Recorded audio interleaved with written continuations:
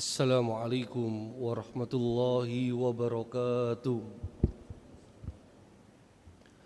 Alhamdulillah alladzi arsala rasulahu bil huda wa dinil haq liyudhhirahu 'ala ad-dini kullih wa kafa billahi shahida. Asyhadu an la ilaha illallah wahdahu la syarika lah wa asyhadu anna Muhammadan abduhu wa rasuluh. Allahumma salli wa sallim wa barik ala nabiyyina wa habibina wa qudwatina wa qurrati a'yunina Muhammadin wa ala alihi wa ashabihi wa man tabi'ahum bi ihsanin ila yaumiddin wa ba'd. Jamaah rahimani wa rahimakumullah. Rasulullah sallallahu alaihi wasallam sebagai manusia biasa itu juga pernah mengalami kesedihan. Bahkan kesedihannya ini berturut-turut. Mulai dari wafat pamannya yang tercinta, yang mengasuh, yang mendidik, yang menyayangi, yang menafkahi sejak beliau umur 8 tahun kurang lebih. Yang ikut menikahkan beliau, yang menjadi benteng perlindungan beliau, yang senantiasa membela beliau. Tapi wafatnya pamannya ini ternyata tidak dalam kondisi beriman. Beliau merasakan kesedihan yang teramat sangat, ya. Karena bagaimanapun juga itu adalah sosok yang sangat disayangi selama hidup beliau sampai wafatnya. Tidak berjelang lama, 3 bulan kemudian wafat belahan jiwanya. Istrinya yang tercinta, yang tidak ada bandingannya. Dari sekian banyak istri-istri Nabi, hanya satu yang paling dicintai, yang gak ada perbandingannya dengan istri yang lain. Karena selama bersama Ibunda Khadijah, beliau tidak punya istri yang lain. Beliau menikah lagi setelah Ibunda Khadijah itu wafat. Yang beriman sejak awal, yang tidak menganggap Rasulullah gila kesurupan, yang senantiasa mendukung beliau.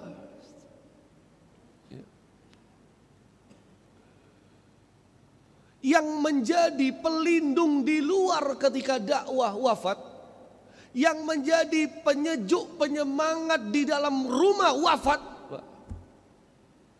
Itu jelas kondisi Rasulullah SAW sangat tergoncang sebagai seorang manusia biasa. Karena memang Nabi kita seorang manusia, Pak. Punya perasaan, punya hati, punya emosi. Belum lagi, tapi ini khilaf, ya. Apakah dakwah ke Taif itu sebelum peristiwa ini atau dakwah ke Taif setelah peristiwa ini? Kita ambil contoh yang sebelum. Walaupun saya ikut yang sebelum sebenarnya. Ditinggal wafat pamannya, ditinggal wafat istrinya. Dakwah ke Taif karena di Mekah sudah tidak bisa. Jalan kaki 70 km jalannya menanjak. Tapi masyarakat Taif bukannya menerima dakwah beliau, tapi justru menolak. Tapi justru melakukan intimidasi, kekerasan, persekusi sampai beliau berdarah-darah. Maka rentetan kesedihan-kesedihan itu, apalagi sebelumnya, selama 3 tahun diboikot sampai kelaparan, ya. Maka puncak kesedihan itulah yang kemudian dikenal sebagai Amul Huzni, ya. Tahun kesedihan, yang akhirnya peristiwa ini yang besar terjadi para jamaah. Ya. Ya kita sudah tahu ya, peristiwa ini yang selalu diperingati khususnya di Indonesia, Pak. Tanggal 27 Rajab. Pas sekarang bulan Rajab. 23 Rajab. 4 hari lagi berarti. Peristiwa yang tidak hanya terjadi di langit tapi juga terjadi di bumi. Kebalik, tidak hanya terjadi di bumi tapi juga terjadi di langit. Itulah Isra dan Mi'raj. Isra dan Mi'raj. Tentu kita tidak akan membahas ayat-ayatnya ini.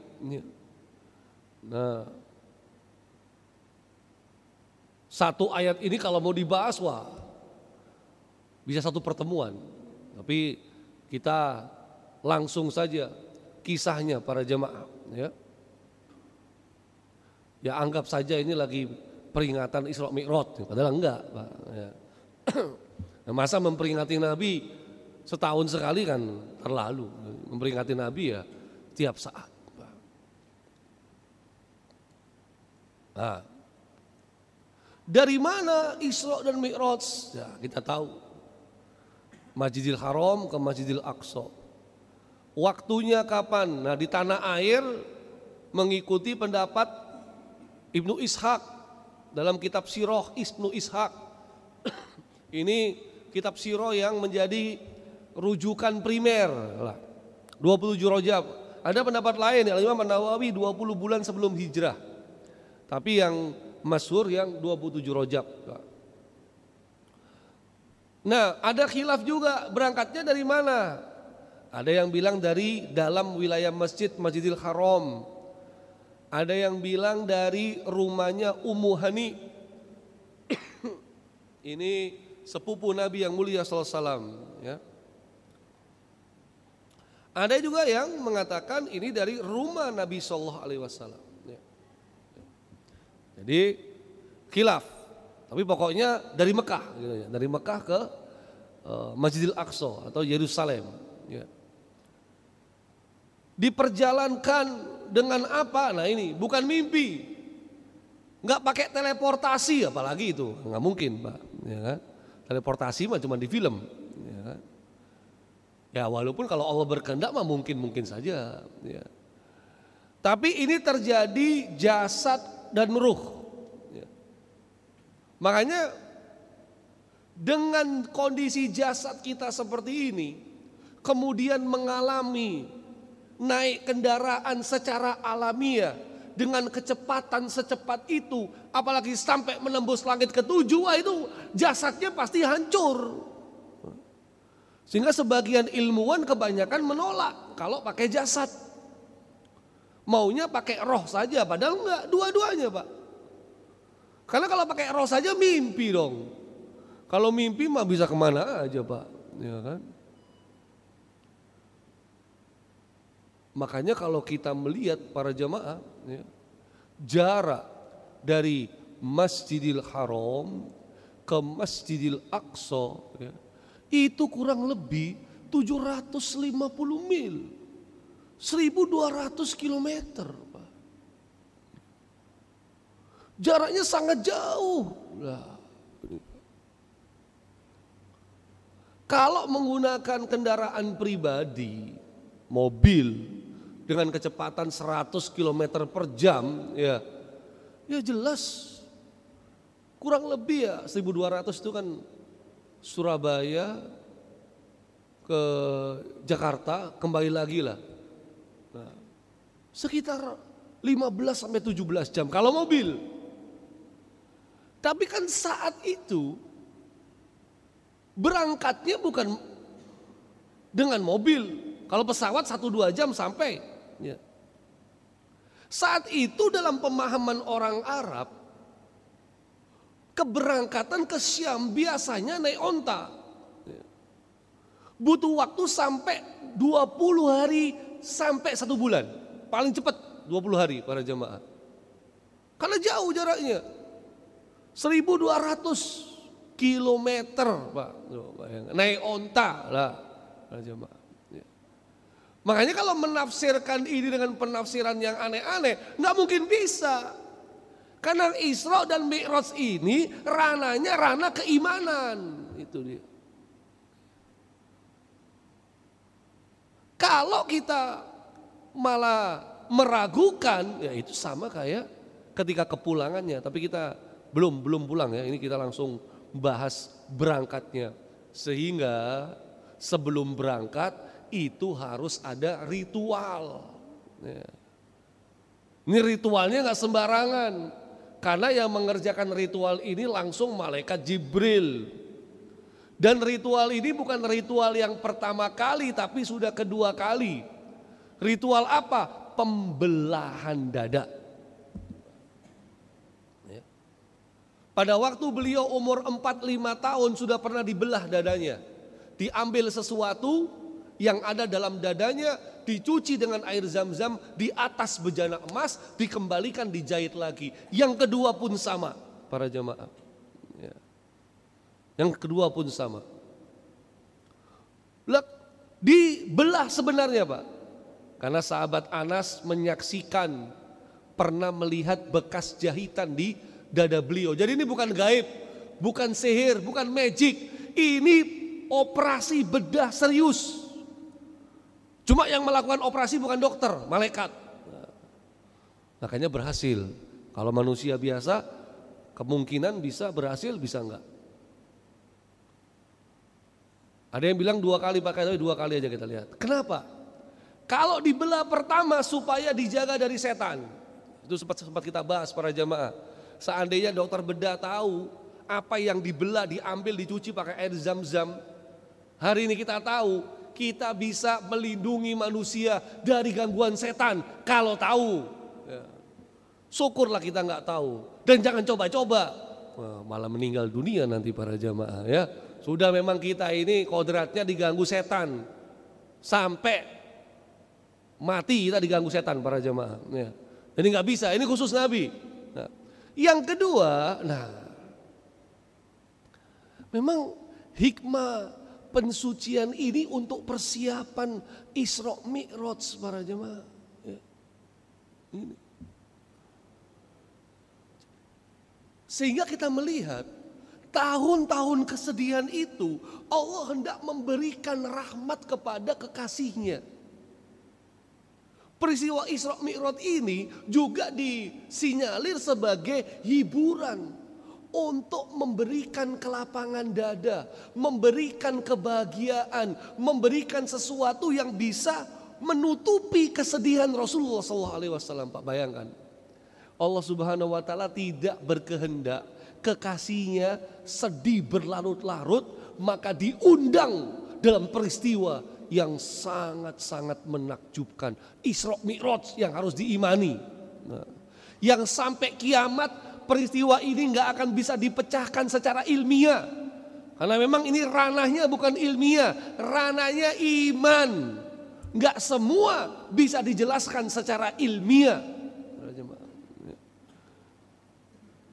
Nah, jadi persiapan Mi'raj dicuci. Untung kita para jamaah, nyucinya cuma wudhu para jamaah ya.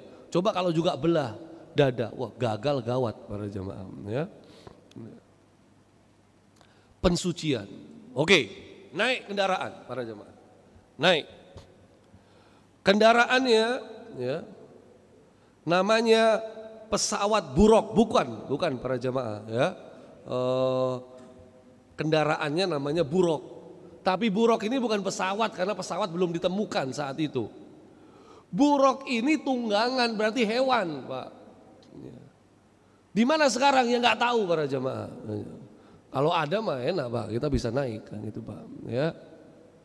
Buruk ini para ulama mengatakan ini semacam perkawinan antara ya dia mirip onta mirip kuda Pak. Jadi nggak bisa semua yang menjelaskan tentang buruk tafsir Pak. Ya, tafsir. Kadang-kadang tafsirnya berlebihan, ada sayapnya, waduh sudah Pak berlebihan udah Pak. Ya. Kalau itu semua tafsir udah buruk. Nah. Hadis ini menjelaskan karena ya buruk ini mau dinaiki oleh Rasulullah Shallallahu Alaihi Wasallam, sampai buruk ini nggak tenang gitu Pak, dia nggak nyaman gitu, nggak tenang gitu ya. Ya karena keder Pak. Ini manusia termulia yang pernah diciptakan oleh Allah, mau naik di atas punggungku. Keder dia Pak, keder. Makanya sampai malaikat Jibril itu malah memarahi hewannya ini Pak. Ya. Yang naikin kamu ini orang mulia, kok kamu malah bersikap susah dinaikin. Wah, itu Pak. Sehingga malaikat sampai mengatakan nggak ada lagi yang lebih mulia kecuali yang naik sama kamu saat ini. Wah, ini Pak. Ya. Langsung Pak, buruk itu berkeringat keluar sangat deras. Nah ini kadang-kadang ada cerita-cerita aneh yang sampai kepada saya. Katanya Ustadz ada ceramah, karena buruk susah dinaikin, tiba-tiba datang sosok Syekh Abdul Qadir Al-Jailani memberikan bantuan supaya bisa menopang kaki beliau naik. Nah ini kadang-kadang Pak ya, yang begini-begini janganlah ya. Syekh Abdul Qadir Al-Jailani ulama, aulia, wali Allah. Nah, sepakat dah. Tapi kan ya gak mungkin. Pak, ya. Hidupnya kapan kok kembali mundur dia. Belum lahirnya ratusan tahun kemudian. Masa mundur? Ke masa Rasulullah tiba-tiba datang loh kan, terlalu lebay Pak ya. Jangan lebay-lebay sudah Pak. Kalau Nabi kita itu gak usah lebay sudah. Apa yang ada dalam Quran, hadis, penjelasan para ulama selesai. Pak, ya, memang kadang-kadang yang terlalu lebay itu kita tuh lebih seneng gitu Pak. Iya kalau benar, kalau enggak. Nah buruk ini dia dari kata-kata al-bariq ya, atau al-barku. Dalam Al-Quran sering nih. Al-Baqarah awal-awal itu yang menceritakan orang-orang munafik artinya kilat. Maka jalannya buruk ini kilat. Sejauh mata memandang buruk maka dia sampai di lokasi tersebut. Ini para jamaah ya lokasinya. Sampai di Al-Aqsa. Cepat sekali. Karena kalau kita lihat ya, Subhanalladzi asro itu sudah makna diperjalankan malam hari. Tapi ketika ditambahi oleh Allah di ayat di akhir ayatnya ya, di tengah-tengah ayatnya, Subhanalladzi asro bi abdihi laila, malam. Padahal asro itu maknanya sudah perjalanan malam hari. Begitu tambahin laila, itu berangkatnya tengah malam, Pak. Jadi bukan habis Isya jam 12 malam berangkat, sebelum subuh udah sampai Mekah lagi. Coba, jam 12 malam berangkat, 3:30 sudah sampai lagi. Loh. Dari mana? Aku dari Jakarta, terus Jakarta balik lagi ke sini. Berangkat jam berapa? Jam 12 malam. Loh. Ya kalau zaman sekarang mah naik kereta WOS itu bisa, nggak bisa Bang, WOS itu nggak bisa kan. Masih belum ada soalnya ya. Naik pesawat bisa, tapi kan ada delay, ada check in dulu ya kan, masih macam-macam tuh. Pulang pergi, kayak susah Bang. Apalagi ditambah mi'raj, nggak mungkin dah. Apalagi zaman dulu orang taunya 20 sampai 30 hari berangkat ke Syam. Ini cuma hitungan jam Pak. Sehingga kita dapati ketika Rasulullah bercerita tentang Al-Aqsa, perjalanan ini, itu banyak yang kemudian pertama bersyukur aku gak beriman sama Muhammad. Kenapa? Stres dia. Ya. Yang kedua, ada yang sebelumnya beriman murtad. Ya. Yang ketiga, nah ini yang paling banyak, sebelumnya gak beriman malah masuk Islam. Atau yang paling kuat sebelumnya beriman malah tambah kokoh keimanannya. Lah kita kalau diceritakan begitu, kalau kita ada di masa itu ya, ada tiba-tiba ada orang ngaku, saya dari Jakarta, kemudian balik lagi ke Surabaya, naik apa? Naik onta, misalnya itu Pak, ya kan? Saat itu belum ada pesawat, adanya onta. Wah, percaya apa enggak kira-kira? Susah Pak, susah. Makanya kita agak ragu nih, kalau kita hidup di zaman beliau, diutus jadi nabi, kita masih beriman apa enggak, itu loh masalahnya. Kalau sekarang kan semua yang disampaikan oleh Allah dan Rasulnya bisa dibuktikan hari ini sedikit demi sedikit. Secara ilmiah maupun alamiah. Dulu belum ada bukti apa-apa. Dulu itu cuma modal iman, percaya sama Rasulullah. Baik, sampai di Burok Pak. Buroknya diikat di sebuah lingkaran di mana para nabi dulu mengikatnya. Berarti para nabi itu memang sering mampir ke Al-Aqsa dibandingkan Masjidil Haram. Para nabi itu lebih sering ke Al-Aqsa.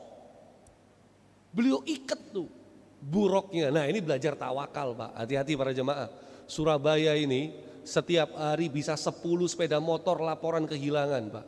Ya, hati-hati. Sampai Kapolres Tabes udah memberikan himbauan, arahan tembak di tempat Pak. Karena banyak curanmor. Hati-hati para jemaah. Jangan ngerasa aman. Biasanya aman kok. Biasanya nggak ada apa-apa. Cuman sebentar, jangan Pak. Kunci ganda apapun itu para jemaah. Ya, kecuali kalau memang hilang terus bisa beli lagi gampang nggak, itu beda lagi para jemaah ya. Hati-hati Pak. Nah, tawakal ada di sini. Aku masuk ke masjid, sholat 2 rakaat. Nah, sholat apa itu sudah? Jadi kan kita selalu mengira Isra Mi'raj itu menerima perintah sholat. Oh ya enggak. Sejak awal diutus jadi nabi sudah sholat, sudah ada perintah sholat. Ya kan? Jadi Isra Mi'raj itu bukan semata-mata menerima perintah sholat, karena sebelumnya sudah ada perintah sholat. Nah, cuma memang jumlahnya yang berbeda. Nah, kemudian datang Jibril bawa bejana berisi khamar dan susu. Aku milih susu. Nah, ya, karena sesuai dengan fitrah para jemaah. Ya, jelas lah, khamar susu. Milih susu Pak. Khamar kan memabukkan, haram. Ya, walaupun ini belum ada ayat-ayat yang pada waktu ditawarkan ini belum ada ayat pengharaman khamar itu nanti Pak di Madinah. Ya, nanti. Jadi khamar itu udah kebiasaan masyarakat Arab kayak minum teh gitu loh. Kayak kita hari ini. Ya. Tapi ketika beliau milih khamar dan susu, beliau milih susu. Saat itu khamar susu belum ada larangannya. Ya. Kalau kita kan langsung mikir khamar susu, khamar haram, susu halal, yang mending susu lah. Itu kan kita sekarang. Dulu nggak ada. Ya. Di beliau lebih milih susu itu adalah sebuah kejernihan sesuai dengan fitrah manusia. Ya. Tapi kalau pada zaman dulu milih kopi sama susu, milih mana? Daripada bingung campur aja kopi susu. Nah, itu Pak, ya. Ini Al-Aqsa para jamaah. Ya. Jangan bingung, Al-Aqsa itu yang mana? Al-Aqsa itu yang kuning apa yang ini? Yang kuning ini ya. Yang Qubatus Sakhra ini atau yang ini? Nah, yang dipakai sholat di sini yang paling utama ya. Jangan bingung, Al-Aqsa itu semuanya Pak. Nah, ini Pak ya. Semua yang ada dalam lingkaran merah itulah Al-Aqsa. Dan di dalam sini nggak cuma 2 masjid. Tempat sholatnya ada banyak, 5, 6, 7. Ada banyak. Burok itu di mana? Diikatnya di sini para jemaah. Ya. Nah tuh, situ Pak. Masuknya lewat pintu maghribah. Nah nih, diikat di sini. Nah karena diikatnya di situ sehingga beliau kemudian wilayah itu akhirnya dijadikan tempat ibadah juga. Ya. Pintu maghribah, tempat ngikatnya hewan buruk tadi, ya kan? Dan sehingga ada jadi tempat ibadah Masjid Burok. Nah kecil Pak. Nah nih, kalau nggak pernah ke sini kan nggak tahu. Nah, makanya mampir para jemaah. Ya, 35 juta aja rata-rata tuh. Kalau sama umroh 55 juta. Nah, beli NMAX bisa, masa belum kesini nggak bisa kan, memalukan lah kita ini para jamaah. NMAX kan harganya segitu, ya kan? PCX lah itu segitu Pak. Ya. Sholatlah beliau 2 rakaat. Pak, ya. Nah, ini kita lewati. Nah, kan kenapa sih kok Al-Aqsa dulu? Nah, ini kan pasti ada alasan Pak, pasti ada alasan. Berarti memang ada kesatuan antara Masjidil Haram dengan Masjidil Aqsa. Agama Allah ini satu. Nabi penerus risalah para nabi. Pemindahan amanah. Kan kalau dari Masjidil Haram langsung ke atas bisa-bisa aja. Kok pakai mampir? Berarti tempat itu istimewa. Tempat itu istimewa. Bukan gak istimewa para jamaah. Makanya jangan lupakan Al-Aqsa. Apalagi sekarang sedang terjajah. Alhamdulillah gencatan senjata di Gaza. Di tepi barat enggak. Di tepi barat itu yang ada Yerusalemnya para jemaah. Ya. Makanya perlu kita ingat lagi para jemaah. Kenapa kita harus mendukung Palestina ini Pak ya?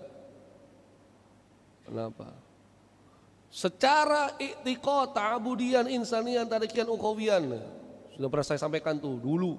Kita ingatkan lagi. Secara i'tiqad karena tanah suci yang diberkahi. Secara keyakinan ya. Secara ta'budian ada perintah untuk ibadah ke sana.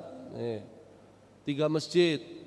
Secara insanian di sana ada peristiwa kemanusiaan ya.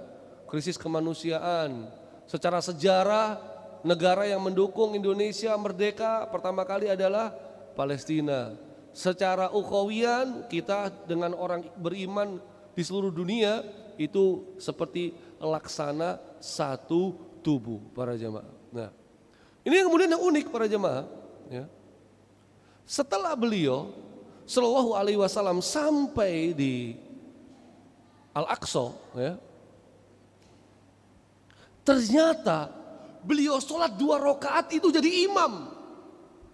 Jadi imam para jamaah. Ya Allah. Makmumnya siapa? Nah, semua nabi dan rasul yang pernah ada. Ya. Wallahu alam Pak.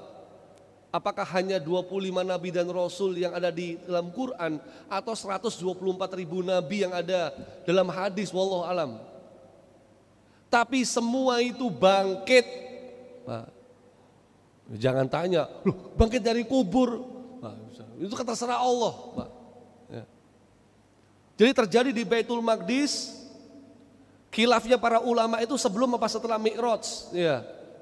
Apakah para nabi itu ketika bangkit ruhnya saja atau sama jasadnya? Wallahu alam Pak. Khilaf para ulama. Pak. Ya, jadi nggak usah kita kita persoalkan.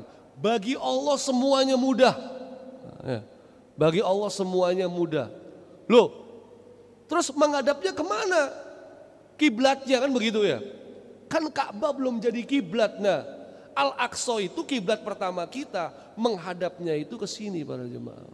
Nih, Qubbatus Sokhro. Nah, di sini Pak. Ya, di sini. Yang gambar warna kuning tadi ini, ya. Qubbatus Sokhro ini ya, di dalamnya inilah ada As-Sokhro. Ini kiblat sebelum Ka'bah para jamaah ya. Karena dalam beberapa riwayat manusia pertama yang sholat di batu ini Nabi Adam. Nabi Ibrahim jadikan juga batu ini tempat ibadah dan tempat sembelihan. Di tempat itu Nabi Yakub bangun masjid setelah melihat tiang dari cahaya di atasnya. Nabi Yusa mendirikan kubah atau kemah tempat berkumpul, ya kan? Yang dibuat oleh Nabi Musa. Nabi Daud membangun mihrab, Nabi Sulaiman bangun masjid besar, ya, yang namanya sebagai tempat beribadah, Pak. Ya, ini kiblat Pak, batu, Pak. Ya, jangan dikira kita nyembah batu, jangan loh. Kiblat ini adalah kesatuan tujuan, kesatuan sholat kita menghadapnya kemana? Ya, menyembahnya kepada Allah, tapi menghadapnya harus disatukan kemana? Ke kiblat. Nah, awalnya kiblatnya tuh ini, ya. Lah terus kok bisa Rasulullah SAW itu kemudian jadi imam? Apa urgensinya? Kok tiba-tiba semua nabi dibangkitkan jadi makmum dari imamnya Rasulullah Shallallahu Alaihi Wasallam? Itu alasannya apa, Pak? Ini baru Isra, tapi waktunya sudah habis. Belum Mi'raj, belum kembali lagi ke Mekah. Kapan, Pak? Tahun depan insya Allah para jamaah, ya. Waktu peringatan Isra Mi'raj lagi para jamaah, ya. Karena kalau bulan depan kita kembali lagi ke pembahasan Sirah Nabawiyah secara berurutan. Ini saya lompat dulu karena momennya momen Rajab para jamaah, sehingga kita perlu menambah keimanan bahwa beliau itu memang benar-benar seorang nabi dan rasul, benar-benar utusan Allah yang kita imani, yang kita ikuti, yang kita harapkan syafaatnya pada hari kiamat kelak. Mudah-mudahan Allah memberikan pertolongan untuk kita semua. Amin, Allahumma amin. Hadanallahu wa iyyakum ajmain, wassallallahu ala nabiyyina Muhammadin wa ala alihi wasallam, wa akhiru da'wana anil hamdulillahi rabbil alamin, wa lafu minkum. Assalamualaikum warahmatullahi wabarakatuh.